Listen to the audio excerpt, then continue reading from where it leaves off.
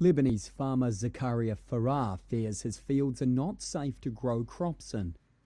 The 30-year-old worries the land has been poisoned by the Israeli military's use of white phosphorus since October, when exchanges of fire erupted between Israel and Hezbollah in parallel with the Gaza war.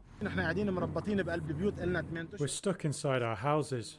It's been 8 months, entering the 9th month. No one is feeling for us. No one feels the daily suffering in our morale. We're suffering every minute. We're afraid for our future. We're afraid for the future of our children, for the future of our land.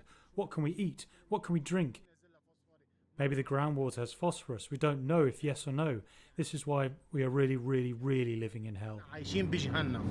White phosphorus munitions are a chemical weapon and can be used in war to make smokescreens, mark targets, or burn buildings. However, international conventions prohibit their use against military targets located among civilians. Lebanon is a party to those international protocols, while Israel is not. In June, Human Rights Watch said it had verified the use of white phosphorus in at least 17 municipalities in southern Lebanon since October, including some unlawfully overpopulated residential areas.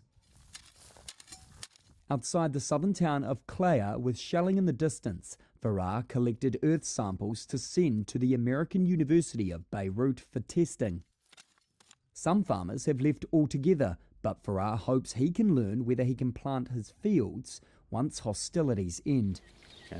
One feels sorry for his land, but what can we do?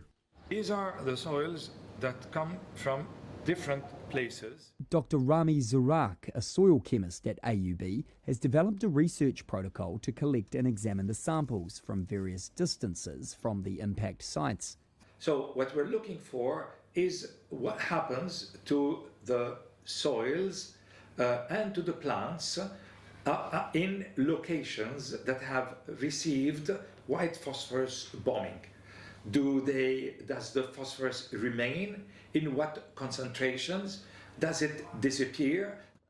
They still need more samples to obtain a conclusive outcome. However, farmers are unwilling to gather more soil due to the steady pace of Israeli shelling. We have obtained a few results. They are too few to be able to talk about the general area, but they are sufficient for us to say that our methodology is reliable.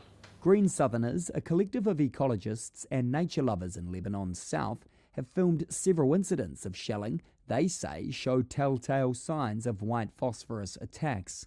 Dozens of streams of white bursting out of a munition over farmlands. The group's chairman told Reuters the attacks amounts to ecocide, deliberate or negligent mass destruction of a natural environment by humans. The Israeli military told Reuters the primary smoke shells it used do not contain white phosphorus. It said smoke shells that do include white phosphorus can be used to create smoke screens and that it, quote, uses only lawful means of warfare.